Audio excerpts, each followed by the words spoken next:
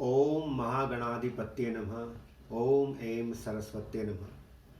मेरे सभी मित्रों का एक बार फिर से स्वागत है वैदिक एस्ट्रोलॉजिकल नॉलेज कार्यक्रम में। मैं हूं वैदिक एस्ट्रोलॉजर मयंक शर्मा। मित्रों, अभी तक हम ज्योतिष में कुंडली के 12 भावों की चर्चा कर रहे थे और साथ में कुछ आध्यात्मिक चर्चा भी हम हर एपिसोड में करते हैं। आशा करता हूं कि आपको वो जानकारी लाभदायक सिद्ध होती होगी, रोचक प्रतीत होती होगी। मित्रों, सनातन धर्म सबसे पुराना है। सनातन धर्म की संस्कृति विश्व में सबसे प्राचीन है। वेद विश्व के सबसे प्राचीन ग्रंथ हैं। 3 वेद थे, बाद में चौथे वेद का निर्माण हुआ। व्यास ऋषि ने चारों वेदों को लिखित रूप में समाज के सामने प्रस्तुत किया।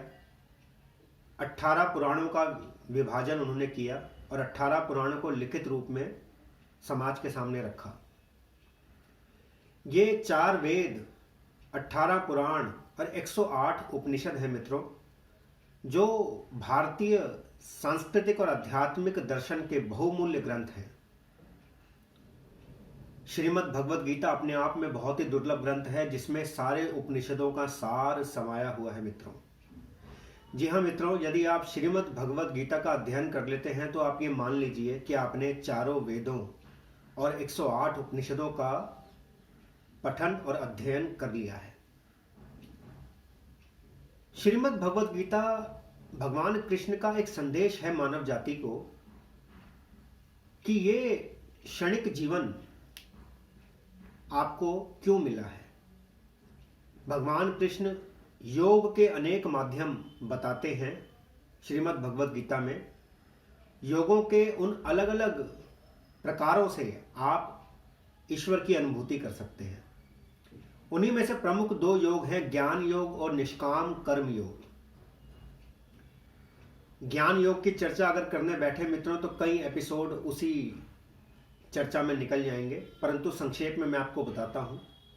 जब मनुष्य ज्ञान से, अध्ययन से, पठन पाठन से, तप और साधना से अपने अंदर ही ईश्वर की अनुभूति करता है और स्वयं को ईश्वर से भिन्न नहीं जानता, ईश्वर से एकीकार हो जाता है उसका।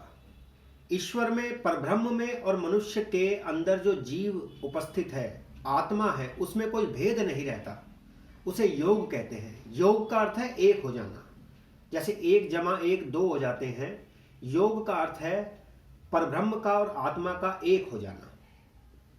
उसे कहते हैं ज्ञान योग। परंतु गृहस्थ व्यक्तियों के लिए, हम जैसे गृहस्थ लोगों के लिए भगवान कृष्ण ने बताया है निष्काम कर्म योग। गृहस्थ में रहो, पत्नी का, अपनी संतानों का ध्यान रखो, अपने सामाजिक और पारिवारिक उत्तरदायित्वों का निर्वाह करो, परंतु निष्काम भाव से, तो भी ईश्वर की प्राप्ति संभव है।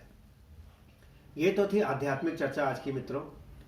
अब कुंडली में जो 12 भावों की चर्चा हम कर रहे हैं, उसी श्रृंखला में आज हम चर्चा करेंगे नवम भाव की। नवम भाव को भाग्य स्थान भी कहा जाता है और प्रारब्ध भाव का स्थान भी कहा जाता है। साउथ इंडिया में, दक्षिण भारत में नवम भाव को पिता का स्थान भी माना गया है, परंतु पाराशर ऋषि के मत से पिता का स्थान दशम होता है, 10वां भाव। नवम भाव से हम आपके प्रारब्ध कर्मों का उदय जानते हैं मित्रों, कि भाग्य आपका कितना प्रबल है, आप किस कार्य को कितना करेंगे और उससे आपको कितना पारिश्रमिक, कितना उसका प्रतिफल आपको प्राप्त होगा। ये नवम भाव से हम जानते हैं कि आपके भाग्य में कितनी तेजी है, कितनी प्रबलता है। यदि आपका भाग्य प्रबल है मित्रों तो निश्चित ही आपको जीवन में सफलता मिलेगी। थोड़े से ही श्रम से आपको बहुत सा लाभ प्राप्त हो सकता है। यह भाग्य स्थान की विशेषता है। भाग्य स्थान में यदि शुभ ग्रह हैं, भाग्य स्थान का स्वामी यानी कि नवम भाव का स्वामी यदि केंद्र में या त्रिकोण में है, शुभ ग्रहों के साथ है, तो आप समझ लीजिए आपका भाग्य आपके साथ है। परंतु नवम भाव में यदि पापक ग्रहों की दृष्टि है, नवम भाव का स्वामी 6, 8वें, 12वें भाव में है, तो आप जान लीजिए कि आपका भाग्य निर्बल है। आपको जीवन में बहुत ही अथक प्रयास करने पड़ेंगे, तब जाकर आप अपनी आजीविका अर्जित कर पाएंगे। नवम भाव चेंज ऑफ जॉब का भी है। Are you looking to change for a job that is determined through 9th house? 9th house indicates At what point of time you will change your jobs and your profession? 9th house से ये भी जानकारी प्राप्त होती है कि क्या आपके पिता विदेश में कोई संपत्ति, कोई विदेश में प्रॉपर्टी बनाएंगे। 9th हाउस से, नवम भाव से ही आपकी विदेश की यात्राएं देखी जाती हैं। क्या आप कभी विदेश यात्रा करेंगे? Will you ever travel to far off lands, foreign countries? Foreign travel is indicated by 9th house. A strong placement of Jupiter in the 9th house or the aspect of Jupiter on the 9th house surely makes it certain that you will visit abroad. You will make foreign travels. Brihaspati की दृष्टि विदेश यात्रा करवाती है। चंद्रमा की नवम भाव में उपस्थिति बताती है कि आप यात्राएं करेंगे, विदेश यात्राएं करेंगे। नवम भाव आपकी उच्च शिक्षा का, आध्यात्मिक शिक्षा का भी भाव है। आपको जीवन में गुरु मिलेंगे या नहीं मिलेंगे, किन गुरुओं का आपको आशीर्वाद प्राप्त होगा, आपकी आध्यात्मिक उन्नति कितनी रहेगी, ये सब हम नवम भाव से देखते हैं।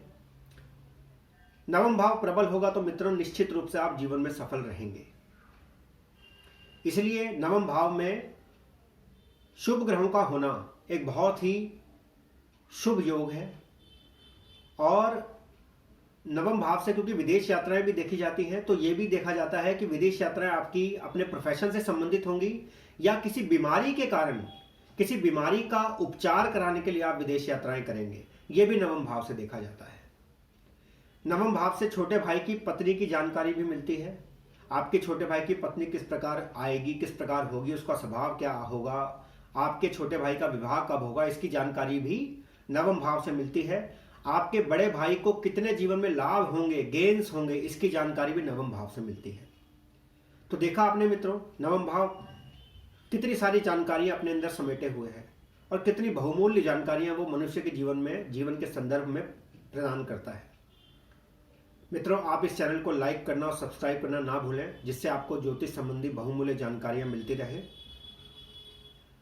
और मित्रों, यदि आप मुझसे ज्योतिष परामर्श प्राप्त करना चाहते हैं तो मेरे मोबाइल नंबर 7703874315 7703874315 पर संपर्क करें।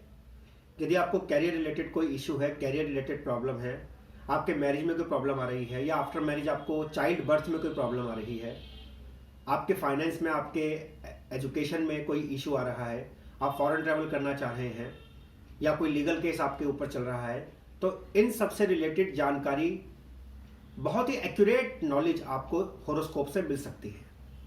कल फिर भेंट होगी मित्रों, तब तक के लिए आपका दिन मंगलमय हो। धन्यवाद।